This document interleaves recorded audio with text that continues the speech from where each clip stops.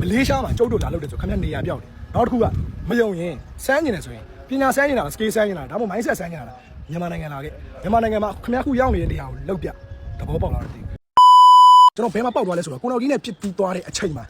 နောက်ပိုင်းသူပြောတဲ့ response တွေကကလေးဖန်နေစောင်းရင်ကလေးစားအောင်မြင်မှုရတာတွေပါနေတယ်ကလေးတွေနဲ့ပဲပျော်နေလိုက်သိလားကလေးဆိုတာ17နှစ်12နှစ်13နှစ်14နှစ်သားတွေနဲ့ပဲပျော်နေလိုက်အုံနောက်ရှိရကောင်တွေနဲ့မပျော်နေတော့ဟုတ်ပါတယ် bro နော်တကယ်မြင်တဲ့သူကမြင်တယ်ဗျာကျွန်တော်ပြပြလေးလေးပြောပြမယ် तू sharing လုပ်တာဘာညာကြီးပြောတာမဟုတ်နော် तू အဲ့မှာ LS စာမှုစာအုပ်ကိုဖတ်တယ်ဘာညာဆိုတော့ကျွန်တော်လည်းသိတယ်နော်အဲ့ဒါလေကျွန်တော်အရင်တော့မြင်ခဲ့ဘူးလေအခုပြောနေရတဲ့ကစာ LS စာမှုစီရဲ့ knowledge နဲ့သူ့ရဲ့အဲ့ motivation fucking shit တွေနဲ့ပေါင်းပြီးတော့လီလလိုက်ရှောက်ပြောနေလို့ကျွန်တော်ပြပြလေးလေးပြောပြတယ်နော် तू ပြောနေတဲ့အထဲမှာဗျာမယုံဘူးလားမယုံဘူးလားမယုံဘူးလားမယုံဘူးဆိုရင် तू ပြောနေတဲ့ video တစ်ပုဒ်ကိုအစီးပွားရေးလုပ်တဲ့ video တစ်ပုဒ်ကိုယူခဲ့အဲ့ယူပြီးတော့ तू ပြောနေတဲ့အချက်လက်တွေခင်ဗျားတို့လိုက်လို့ကြည့်3လအချိန်ပေးမယ်3လအချိန်ပေးမယ်လိုက်လို့ကြည့်တေးအောင်မရစီအောင်လောင်းမလားဘာလို့ तू ပြောနေတဲ့အကုန်လုံးက FACD fact လို့ခေါ်တဲ့အချက်ချက်လက်ချက်အခြေခံအချက်အလက်နော်တကယ်ရက်တီပြီးတော့တီရှိနေတဲ့ကိန်းကန်းတွေပေါ်မှာမူတည်ပြီးတော့ပြောတာမဟုတ်ဘူးလေလိုင်းထဲမှာပျောက်သွားမယ်ခင်ဗျားတို့ idea မဟုတ် idea မပါတဲ့เนาะစိတ်ထဲကနေပဲပါလာတယ်ခဏကောက်ရုံးပြီး motivations ဘယ်လိုပြောရမလဲဟိုကောက်ရုံးပြီးစိတ်တက်ကလေးတွေခင်ဗျားတို့ထည့်ပြောနေတာဗီဒီယိုကြည့်တော့ feedback မယ်လိုက်လို့ကြည့်မရဘူးဘယ်လိုမှသဘောပေါက်လားအဲ့လိုချင်းထည့်နေရတဲ့မြန်မာနိုင်ငံမှာအများကြီးပဲယုတ် okay ကျွန်တော် ismin ပေါ့နော် ismin ဘသူ့အတူခိုးထားလဲဆိုတာကိုကျွန်တော်တေချာလိုက်ပြောပြရမယ်ကျွန်တော်အားလုံးပြောတယ်မိတ်ဆွေတို့เนาะအင်္ဂလိပ်စာတင်အင်္ဂလိပ်စာလိုက်တာအရေးကြီးတယ်လို့ပြောတာမဟုတ်ဘူးဘာလို့လဲသိလားအဲ့လက်စာမှုစီဆိုတာရှိတယ်ကျွန်တော်အခုပြထားတဲ့သူပေါ့သူ့ရဲ့၄တန်းတလေးတန်းနဲ့သူပြောရဲ့တပုံစံတိုင်းကိုမြန်မာလို translate လုပ်ပြီးအဲ့ပဲပြောနေတာလည်းရှိတယ်ဗျာကျွန်တော်ဘာလို့ပြောရလဲဆိုရှင်းရှင်းလေးပဲကျွန်တော်တို့ကစာအဲ့လက်စာမှုစီဆိုတာကိုကျွန်တော်တို့တေချာလေ့လာနေ3-4နှစ်လောက်ရှိတယ်နော်သူတကယ်ချင်း lens တွေလုပ်ရင်းနဲ့တေချာလေးအောင်မြင်လာတယ်ဆိုတဲ့အချိန်ကနေကကျွန်တော်တို့ကတေချာလေးလေ့လာနေတဲ့သူတွေဒါကြောင့်သူ့ရဲ့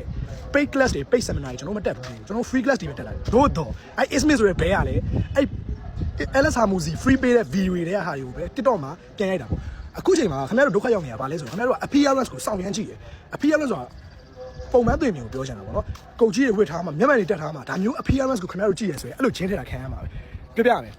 အဲ့ဒီ ismit ဆိုတဲ့ဘဲလုတ်တဲ့အတူခိုးတဲ့ LS ဟာမူစီဆိုတဲ့သူက ismit ဆိုတဲ့ကောင်ထက်အစတသိန်းတန်းလောက်တာတယ်တို့တော့အဲ့ဘဲ appearance ကိုတွားကြည့်လိုက်ဂျိုင်းပြက်နဲ့အပေါ်ကအင်ကြီးလက်ရှိအကွက်နဲ့မီလီယံနာတော့ညီလေးတော့မီလီယံနာဆိုလို့ချင်တာခင်ဗျားတို့ချင်းထည့်ခံနေရည်ကိုသိချင်တာနော်အင်တာနက်ရနေမဟုတ်ဘူးလား YouTube တို့ TikTok တို့ပေါ်မှာတက်ကြည့်သိလားနော်တကယ်ဆရာကြီးတွေကုတ်ကြီးတွေဝင့်နေသေးလားလို့အဲ့လိုထောက်ထားကြတယ်နောက်တစ်ခုက property သူတို့ရဲ့ပိုင်ဆိုင်မှုတွေကိုကြွားလုံးထုတ်ပြီးတော့ခင်ဗျားတို့ branding စောင့်နေလားလို့ဟုတ်လားမဟုတ်ဘူးလားဆိုတော့ပြန်ကြည့်ဒါတွေကမှားလားလို့ပြောပြတာဗျာကျွန်တော်တို့လည်းအရင်တော့သူ့ကိုကြည့်နေရပဲဒါမဲ့ခုနပြောသလို conflict တောင်ဖြစ်သွားသေးတယ်သူ့ကိုပြောလားဘာပြောလားဆဲလားဆိုပြီးတော့ကျွန်တော်မဟုတ်ဘူးတော့ပြောထားသေးတယ်ဒါဒီဗီဒီယိုကတည်းကပြောတာနော်ကိုတော်ကင်းနဲ့ဖြစ်တော့ကလည်းအခုဘာဘယ်ရအောင်ပွဲခံတာလို့ဘာလို့ဘရိုကျွန်တော်ပြောပြမယ်ဘ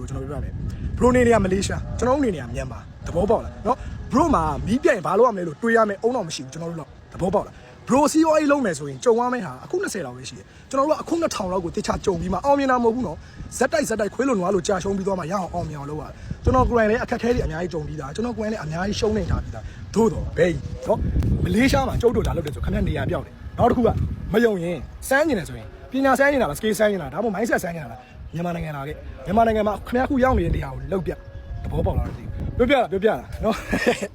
စာ LS စာမှုစီရဲ့ flow တွေကိုခိုးလို့မကြိုက်လို့တဲ့ပြောတာရှင်းလားတော့မသိနော်စာ LS စာမှုစီဆိုတာ legend မင်းကကလုံး